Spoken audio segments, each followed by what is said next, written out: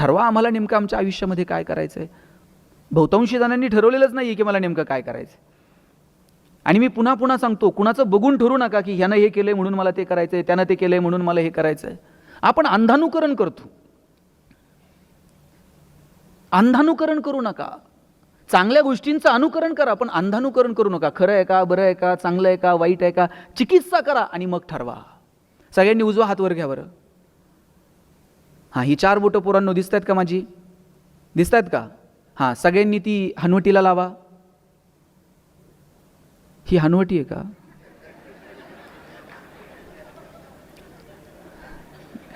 तुम्ही कपाळाला हात का लावला? घ्या खाली. का लावला? मी काय सांगितलं होतं? हनवटीला हात लावायचं. तुम्ही कपाळाला का लावला? शब्बास, तुम्ही लावला म्हणून वर्षानुवर्षे हेच चाललंय. आणि याच्या आधी मी काय सांगितलं होतं? अंधानुकरण करायचं. वर्षानुवर्ष आपण हे करतोय. त्यानं केलं म्हणून मला हे करायचं आहे, तो तिकडे गेलाय म्हणून मला तिकडे जायचं. शोधा. मी आत्ता चेंबूरला गेलो होतो. डॉक्टर होमी भाभा इन्स्टिट्यूट आहे. अनेक तिथे विद्यार्थी, सायंटिस्ट त्यांच्यासोबत गप्पा मारता आल्या. बोटावर मोजणे इतकी पोरंसुद्धा मला महाराष्ट्रातली सापडली नाही की ज्यांना वाटावं की आपण सायन्स स्टुडंट आहोत, आपण सायंटिस्ट व्हावं, आपण तिथे जाऊन काहीतरी करावं. आपल्या डोक्यात डॉक्टर, इंजिनियर सोडलं तर नवीन काही क्षेत्र आपल्याला खुणावतच नाही आहेत. का आपल्याला वाटू नये की आपण संशोधनामध्ये जावं? BSc ॲग्री झालेलं मी राहुरी कृषी विद्यापीठात आज काम करतो मॅनेजिंग काउन्सिल मेंबर म्हणून. पण बहुतांशी पोरांना असं वाटतं की आपण स्पर्धा परीक्षा दिल्या पाहिजेत. दिल्या पाहिजेत का? तर जरूर दिल्या पाहिजेत. गोरगरिबाची, खेड्यापाड्यातली, शेतकऱ्याची पोरं प्रशासनात आली पाहिजेत. पण त्यातल्या काही लोकांना असंही वाटलं पाहिजे की अरे आपण शेतीशी रिलेटेड काहीतरी करतोय, तर आपण कृषी क्षेत्रात काही संशोधनाचं काम केलं पाहिजे. आपण नवीन वाटा शोधायला तयार नाही आहोत, नवीन मार्ग शोधायला तयार नाही आहोत. का आपल्यापैकी काहींना वाटू नये आपण उद्योगात यावं, व्यवसायात यावं, व्यापारात यावं? का आपल्याला असं वाटू नये की आपण पर्यटनासारख्या विषयामध्ये काम करावं? आता मी सरांशी बोलत होतो, 200 कोटीचा टर्नओव्हर आहे वर्षाचा. मी विचारलं काय शिक्षण? म्हणले 4थी नापास. याचा अर्थ तुम्ही नापास व्हा असं म्हणत नाही. मग तुम्हाला तर भारी झालं म्हणे. अरे बापरे, नापास झाल्यावर टर्नओव्हर 200 कोटीचं होते. सांगायचं तात्पर्य इतकं की ह्या माणसानं काहीतरी स्वप्न बघितलं असेल की नाही मला शिकता आलं, नव्हती माझी परिस्थिती, पण मी काहीतरी वेगळं करून दाखवेल. संधी मिळाली, संधीचं सोनं केलं, कष्ट केली, आज 200 कोटीचा टर्नओव्हर आहे उद्योग व्यवसायामध्ये. अशी किती उदाहरणं. मला विना पाटील भेटल्या होत्या. विना वर्ल्ड नाव ऐकलंय ना? केसरी टूर्स, नंतर आता विना वर्ल्ड. 700-800 कोटीचा टर्नओव्हर आहे. लोकांना फिरायला घेऊन जाणं. आपल्या पिढीला असं माहीत तर होतं का लोकांना फिरायला घेऊन जाणं हा व्यवसाय असू शकेल? पण लोकांना फिरायला घेऊन जाणं हा व्यवसाय झाला. आर्चीज गिफ्ट गॅलरी ऐकलंय? 150-200 काउंटर असतील आणि 4 इंचाच्या ग्रीटिंग पासून तर 10-12 फुटाच्या टेडी बिअर पर्यंत सगळं मिळतं. वेगवेगळे डेज मार्केटमध्ये आले, त्या डेजचे ग्रीटिंग कार्ड यायला लागले. गिफ्टचं दुकान. आम्ही कॉलेजला असताना तर आर्चीस इतकं फॉर्ममध्ये होतं. कोणताही डे असला का आर्चीसला जायचं, त्या डेचं ग्रीटिंग घेऊन यायचं. आणि माझ्या वयाची किंवा माझ्यापेक्षा जी वडीलधारी माणसं आहेत, आपल्या काळाला, तुमच्या काळामध्ये नुसतं गिफ्टचं दुकान ही संकल्पना तर होती का? ताई आपल्याकडे गिफ्ट द्यायची पद्धत काय होती? लग्नात बिग्न इकडे साडी द्यायची, 30 तिला, 30 तिला, फिरून फिरून ती वर्ष, बाई ही मीच दिली ती मागच्या वर्षी कोणाला तर. आपल्याकडे ही गिफ्टची पद्धत. पण कुणातरी एखाद्या माणसाला वाटलं गिफ्टचं दुकान असू शकतं आणि धमाका करून टाकला. जगभरातून आलेल्या कोल्ड्रिंक कंपन्यांनी भारतात काय मार्केट कॅप्चर केलं. आता तर जरा ते कोल्ड्रिंकचं पेव थोडं थोडं कमी होत चाललंय. 80-90च्या दशकात तुम्ही यांचे लग्नाचे अल्बम चेक करा. प्रत्येक अल्बममध्ये एक फोटो सापडणार, 1 बॉटल 2 स्ट्रॉ. कोणत्या फोटोग्राफरनं काढलं होतं कुणास ठाऊक. मग आम्हाला आमची सोलकढी, आम्हाला आमचं लिंबू सरबत नाही जगापर्यंत पोहोचवता आलं. आमचं नाणं असं खणखणीत बाजारात वाजून विकता आलं पाहिजे आणि त्यासाठी अपेक्षित असणारी विक्रीची कौशल्य सुद्धा आम्हाला आमच्या लेकरांना शिकवता आली पाहिजेत. आम्हाला पिकवता येतं, आम्हाला कष्ट करता येतात, पण आम्हाला विकता मात्र येत नाही. जळगावला गेलो होतो. आता जळगावला केळीचं पीक मोठ्या प्रमाणावरती होतं. तिथले शेतकरी, मला कौतुक वाटलं. जिथं केळीची बाग आहे, जिथं केळीची शेती आहे, तिथे हायवेला लोकांनी आता वेपर्सच्या भट्ट्या सुरू केल्यात. लगेच वेपर्स तयार करून त्या आले गेलेल्या लोकांना देतात. छान वाटलं मला की बदलतायत लोक. वेपर्सचं एक पॅकेट किती रुपयाला घेऊन येता? किती रुपये आणताच का नाही? 5 रुपये, 10 रुपये. 5 रुपयाच्या वेपर्सच्या पॅकेटमध्ये किती वेपर्स असतात? 5. बाकी सगळी हवा. पैसे हवेचे, तुम्हाला हवा करता आली पाहिजे. आणि हवा कशानं होते? Reels, status. रील्स आणि स्टेटसनं हवा होत नाही. हवा होते तुमच्या ज्ञानानं, हवा होते तुमच्या कर्तृत्वानं, हवा होते तुमच्या कौशल्यानं. ते कौशल्य तुम्हाला अस्तित्वात अंगीकारता येतील का, याच्यासाठी प्रयत्न करा. आपलं नाणं वाजून बाजारात विकता आलं पाहिजे, याच्यासाठी प्रयत्न करा. आणि त्यासाठी अपेक्षित असणारी कौशल्य आत्मसात करा. मी नेहमी एक उदाहरण सांगतो. मी जेव्हा कॉलेजला होतो, मी आमच्या सरांना विचारलं होतं, सर आम्हाला विचारायचे की कोणाला MBA कशात करायचं आहे वगैरे. मी सांगितलं मला ह्युमन रिसोर्स मॅनेजमेंटमध्ये MBA करायचं. आमच्या वर्गात एक बोबडं बोलणारं पोरगं होतं. त्याला विचारलं तुला MBA कशात करायचं? ते म्हटलं मला मार्केटिंगमध्ये MBA करायचं. सर म्हटले तुला नीट बोलता येत नाही, तू मार्केटिंगमध्ये MBA काय करणार? तुझं बॅकग्राऊंड कॉमर्स आहे, तू फायनान्समध्ये MBA कर. पोरगं वर्गात उठून उभं राहिलं. म्हणला सल कलनाल तर मार्केटिंगमध्ये MBA कलनाल नाही तर शिकणार नाही. म्हटलं सर म्हणले तुला काय करायचं ते कर, आपण परीक्षा घेऊयात आणि शोधूयात कुणामध्ये मार्केटिंगचं टॅलेंट आहे. मी म्हटलं ठीक आहे. परीक्षा काय घेतली? 100 रामायणाच्या प्रती दिल्या आणि सांगितलं बाजारात जाऊन विकून यायच्या. ज्याच्या सगळ्यात जास्त विकल्या जातील आपण समजूया त्याच्यामध्ये मार्केटिंगचं टॅलेंट आहे, यानं मार्केटिंगमध्ये MBA करावं. आम्हाला वाटलं आम्ही बोलणारी पोरं 100 रामायणाच्या प्रती तर अशा बाजारात विकून येऊ. 8 दिवस आम्ही बाजारात फिरलो. 9व्या दिवशी वर्गात आलो. सरांनी विचारलं गणेश 100 पैकी किती प्रती गेल्या? म्हटलं 4. राहुल 8, संतोष 10. मार्क मिळवणारी पोरं पण 20पेक्षा जास्त प्रती कोणाच्याच गेल्या नाही. बोबडं बोलणारं पोरगं मागच्या बाकावर बसायचं. त्याला विचारलं तुझ्या किती गेल्या रे? म्हटलं सल 100च्या 100 प्रती विकून आलो. म्हटलं सर म्हटले केलं काय? मार्केटिंगची कोणती स्ट्रॅटेजी, कोणतं रेफरन्स बुक? म्हणला काहीच नाही. लोकांच्या दालात द्यायचो, बेल दाबायचो, लोक बाहेर यायची. लोक बाहेर आली की समोर लामायण ठेवायचो आणि सांगायचं हे लामायण विकत घेता का वाचून दाखवू? लोक म्हणायची वाचून नको दाखवू, तुझं रामायण विकत घेतो. बोबडं बोलणं विकनेस आहे का स्ट्रेंथ आहे? दाबून ठेवला असता तर स्ट्रेंथ ठरला असता का? आपल्याला वाजून विकता आलं पाहिजे. त्यासाठी अपेक्षित असणारी कौशल्य आत्मसात केली पाहिजे. आम्ही कॉलेजला असताना आमच्या सरांनी सांगितलं होतं अमुक अमुक एरियामध्ये जरा सर्वे करून या की तिथे स्वीट मार्ट चालेल का, स्वीटचं दुकान चालेल का.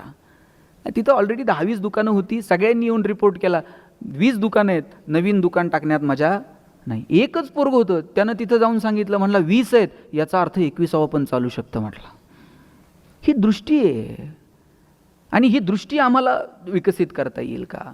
जगात काहीतरी तुम्ही वेगळं लोकांसमोर आणावं लागेल, मांडावं लागेल. काळ आणि वेळेनुसार तुम्हाला बदलावं लागेल. काळ आणि वेळेनुसार जर तुम्ही बदलला नाहीत ना तर तुम्ही मार्केटमध्ये टिकू पण शकणार नाही.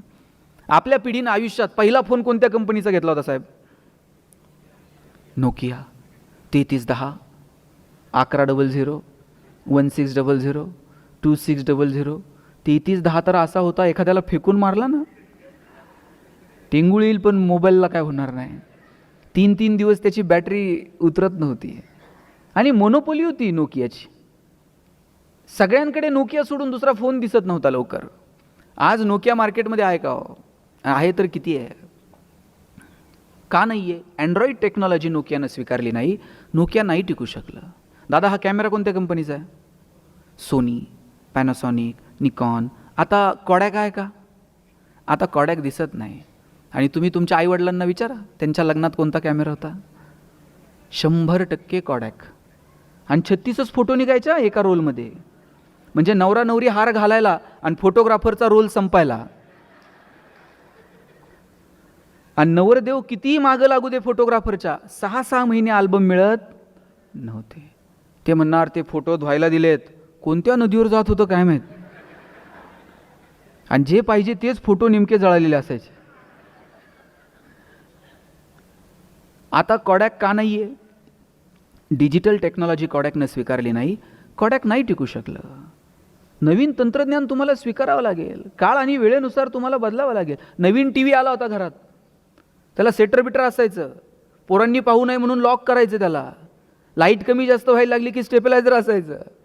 आणि प्रक्षेपण गेलं का पोरं म्हणायची टीव्हीला मुंग्या लागल्या. आता टीव्हीला कुठं मुंग्या लागतात का?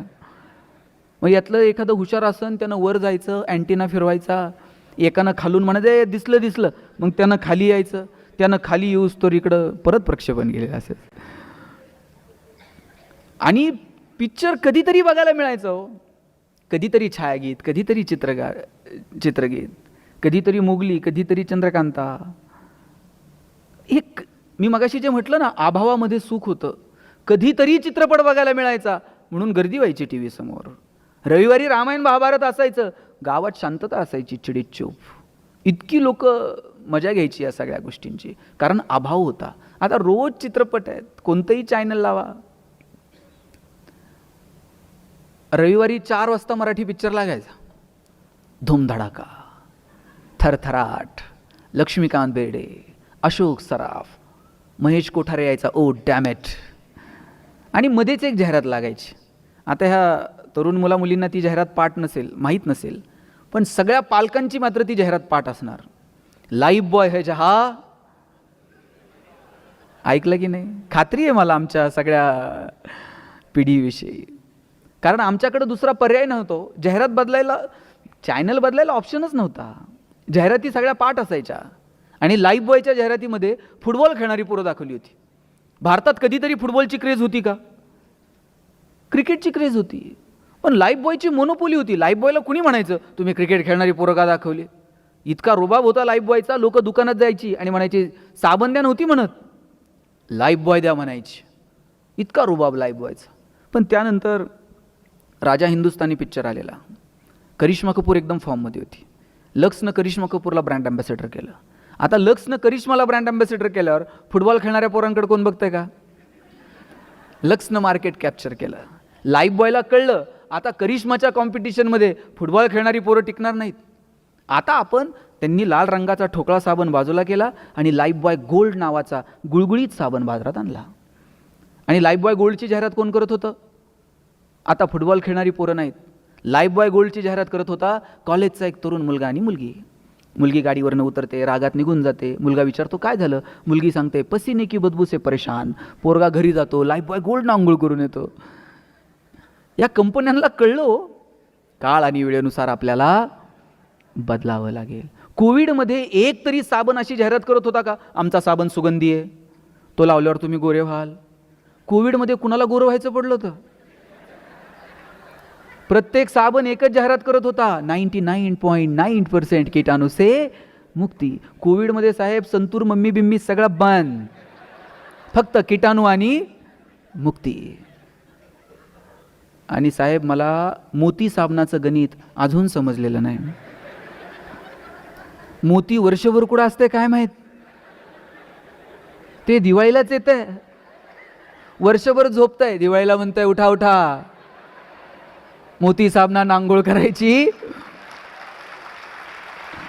त्यानं ठरवून घेतलंय वर्षभर कुणाला काय करायचे ते करा. आपलं मार्केट, गरीबातला गरीब आणि श्रीमंतातला श्रीमंत माणूस, ते मोतीनं आंघोळ केल्याशिवाय त्याला वाटतच नाही दिवाळी झाली. त्यानं त्याचं मार्केट ठरवलंय. आपल्याला आपलं मार्केट ठरवता आलं पाहिजे. भारत ही जगातली सगळ्यात मोठी बाजारपेठ आहे आणि दुर्दैवानं आपल्याच पोरांना अजून समजलेलं नाही की भारत ही जगातली सगळ्यात मोठी बाजारपेठ आहे आणि आपण ती वापरली पाहिजे. आपण नोकरीच्या रांगांमध्ये उभे आहोत. मी म्हणत नाही तुम्ही नोकरी करू नका, पण का आपण व्यवसायाचे उद्योगाचे पर्याय स्वीकारायचे नाहीत? प्रत्येकाचं स्किल वेगळं आहे, सगळेच जण उद्योग व्यवसायात येऊ शकणार नाही. पण MBA कॉलेजच्या बाहेर सुद्धा बोर्ड लावलेला असतो 100% जॉब गॅरंटी. तिथं सांगा ना की इथून बाहेर पडणारी पोरं बिझनेसमध्ये येतील, उद्योगात येतील, व्यवसायात येतील, व्यापारात येतील. 140-45 कोटी लोकसंख्या आहे भारताची, एवढी मोठी बाजारपेठ. बरं शेजारी चायनाला कळतंय, सकाळी उठल्यापासून रात्री झोपेपर्यंत भारतीयांना जे जे लागतंय सगळ्याचं प्रोडक्शन चायना करतंय. जापानला कळतंय भारतात आणून काय विकायचं, अमेरिकेला कळतंय भारतातल्या बाजारपेठेला कसं वापरायचं. आम्हाला का समजत नाहीये? एवढासा देश आहे इस्रायल, कृषी क्षेत्रात कुठे निघून गेला. आणि आम्हाला 60-70 वर्ष लागली हे कळायला की पाणी पाटाला नसतं द्यायचं, पिकाला द्यायचं असतं. आम्ही 60-70 वर्ष पाटानंच पाणी देतोय, त्याच्यावर गाणी विनी काय. आत्ता ठिबक वगैरे सिंचन पद्धती नव्यानं आल्या आणि मग आम्हाला कळलं की पाणी थेट पिकाला द्यायला पाहिजे. आता आमच्या विद्यापीठानं ड्रोन टेक्नॉलॉजी विकसित केली. आता आम्ही शेताच्या, ते ड्रोन फक्त तुम्ही नाही वापरायचं आता फोटो काढायला, शेतकरी ड्रोन वापरणार, त्यांना बांधाव बसायचं रिमोट घेऊन, खांद्यावर पंप नाही टाकायचा, त्यांना रिमोटनं फवारणी मारायची सगळ्या शेतावरती. आणि एक दिवस असा येईल कांद्याची गुणीसुद्धा त्या ड्रोनला लावायची, थेट गुणी भुसाऱ्यात. बदललं पाहिजे, नवीन तंत्रज्ञान कळलं पाहिजे, उद्योग व्यवसाय व्यापार कळला पाहिजे. तुमची माझी कॉम्पिटिशन हडपसर, शेवाळवाडी, पुणे, नगर, नागपूर इथपर्यंत मर्यादित नाही आहे. 93-95ला गॅट करार स्वीकारला, खुला आर्थिक धोरण स्वीकारलं. जगातली कितीतरी विद्यापीठं यावर्षी भारतात येऊ बघतात, डीम्ड युनिव्हर्सिटी आल्या, सिलेबस बदलत राहतात. आणि या कॉम्पिटिशनमध्ये टिकायचं असेल, डोळे विस्पारून जगाकडे बघितलं पाहिजे. ठराविक एखादी परीक्षा, ती क्रॅक करण्यासाठी अपेक्षित असणारे तंत्र, आणि ती एक्झाम पास होऊन अमुक एखाद्या कॉलेजला नंबर लागणं, आणि तिथून बाहेर पडल्यानंतर एखादं पॅकेज, आयुष्यात एखादी गाडी, एखादा फ्लॅट, हप्ते हप्ते हप्ते हप्ते हप्ते हप्ते, आणि एक दिवशी स्विच ऑफ. एवढंच फक्त करिअर आहे का? अरे आयुष्य परत नाही आहे, मस्त जगू. रतन टाटा साहेब ज्या दिवशी गेले त्या दिवशी आपल्या सगळ्यांचं स्टेटस काय होतं? टाटासाहेबांचा फोटो होता की नाही? बरं, आपण कोण भेटलो आहे का हो त्यांना? पण भारतातला काय, जगातला प्रत्येक माणूस हळहळ व्यक्त करत होता, मोठा माणूस गेला. कलाम साहेब ज्या दिवशी गेले, गावातला फेटा बांधलेला माणूस रडत होता. मी म्हणलं, बाबा का रडताय? अरे म्हणले, देव माणूस गेला, कलाम साहेब गेले. म्हणलं, कधी भेटला होता? कशाचं बाबा, एवढा मोठा माणूस आपल्याला कधी भेटतोय, मग रडता का? नाही, लय मोठा माणूस गेला म्हणले. कलाम साहेब राष्ट्रपती म्हणून जेव्हा त्यांचा कार्यकाल संपला, हातात 2 बॅग घेऊन त्या राष्ट्रपती भवनातनं बाहेर पडले. एका बॅगमध्ये त्यांचे काही पुस्तकं, डायरी, काही महत्त्वाची कागदपत्र, आणि एका बॅगमध्ये 2 ड्रेस. काय जगली हो ही माणसं! असे मोठे आदर्श आम्ही आमच्या लेकरांसमोर कधी ठेवणार आहोत? आपल्याला हे चांगले आदर्श आपल्या लेकरांसमोर ठेवता आले पाहिजे. साहेब, पुण्यामध्ये 2-4 महिन्यापूर्वी पोलिसांनी कार्यवाही केली, कोट्यवधी रुपयांचं ड्रग्ज सापडलं. जे पुणे विद्येचं माहेरघर म्हणून ओळखलं जातं, त्या पुण्यामध्ये कोट्यवधी रुपयांचं ड्रग्ज सापडतं. ज्या अर्थी ते सापडतं त्या अर्थी इथं ग्राहक आहे. ग्राहक काय कोण अमेरिकेहून येऊन इथून ड्रग्ज घेऊन तिकडे जात आहे का? इथे आलेली पोरं कुठली आहेत? इथं बसलेली निम्मी पोरं, इथं या भागातली पोरं इकडं सोलापूर, बार्शी, विर्शी इकडनं आलेली आहेत. खेड्यापाड्यातली पोरं पुण्यात शिकायला येतात. या पोरांच्या आता पॅरेंटिंग हे इतकं क्लिष्ट बनत चाललंय. तुम्ही तुमच्या आईवडिलांना विचारा, अरे एकदा पोरगं बापानं शाळेत नेऊन दाखला बिकला ते भरलं, पोरगं एकदा रुजू झालं, 10वी होईपर्यंत बापाला माहीत पण नव्हतं शाळेत काय आणि कसं काय कुठं. आता मात्र रोज परिस्थिती भयानक बदलतीये. शिक्षकांनी पोराला मारलं, कानाला पकडलं तरी पालक काही बोलत नव्हते. आता अनेक गोष्टी आहेत. पोरांच्या आजूबाजूला अशा अनेक गोष्टी आहेत की त्यांचा प्रभाव पोरांच्या व्यक्तिमत्वावरती होतोय. हातात मोबाईल आहे, जग असं एका क्लिकवरती येऊन थांबलंय. आजूबाजूच्या पोरांचं वागणं, त्याचा प्रभाव मुलांवरती होतोय. अशा वेळेला मुलांना लक्ष देणं, मुलांचे मित्र कोण आहेत, मुलांच्या मैत्रिणी कोण आहेत, मुलं काय बघतात, काय वाचतात, काय ऐकतात, कुणाच्या संगतीमध्ये आहेत. 2 मार्क एखाद्या विषयाला कमी पडले तरी चालतील, पण आमची पोरं कुणाच्या संगतीत आहेत? आत्ता इथे उदय जगतापांनी एक प्रोग्राम घेतला होता. यात सगळ्या जे अस्वस्थ पुणे, वेगवेगळ्या लोकांना बोललं होतं, पोलीस कमिशनर वगैरे सगळे होते. बऱ्याच लोकांनी सांगितलं की पोलिसांनी कार्यवाही केली पाहिजे, शाळेच्या बाहेर ज्या टपऱ्या आहेत त्यांची झाडाझडती केली पाहिजे. म्हटलं, प्रशासन त्यांचं काम करेल, टपऱ्यांची झाडाझडती करेल, काय करायचं ते करेल. आपण आपल्या पाल्याची बॅग चेक करून किती दिवस झालेत? शाळेतून आल्यानंतर त्याचं दप्तर बघून किती दिवस झालेत? आपण त्याचं कधी दप्तर बघतो? आपण कधी त्याची वही बघतो? कधीतरी घरी आल्यानंतर त्याला विचारतो, आज कोणकोणते क्लास झाले, काय झालं केमिस्ट्रीच्या विषयात, काय शिकवलास, काय आज तू लॅबोरेटरीमध्ये गेला होता, आज काही प्रयोग. आता प्रयोग तर विषयच उरला नाही. एखाद्या क्लासला पोरांना पाठवून टाकायचं, त्यांनी प्रयोग नाही केले तरी चालतात, त्यांची तोंड बघून त्यांना प्रयोगाचे मार्क मिळणार आहेत. पोरगं काही शाळेत प्रयोग करायला गेलं तर सरांनी चंचूपात्र ठेव, फुटतंय, तेवढंच आहे आपल्याकडं, प्रयोग नाही केले तरी चालते. कसे सायंटिस्ट जन्माला येतील? मला असं म्हणायचं नाहीये की तुम्ही पोरांच्या वह्या चेक करा उद्यापासून आणि लगेच तुम्हाला त्यातलं गणित सोडवता येईल, तुम्हाला त्यातली ॲक्शन रिॲक्शन समजेल. नाही समजणार.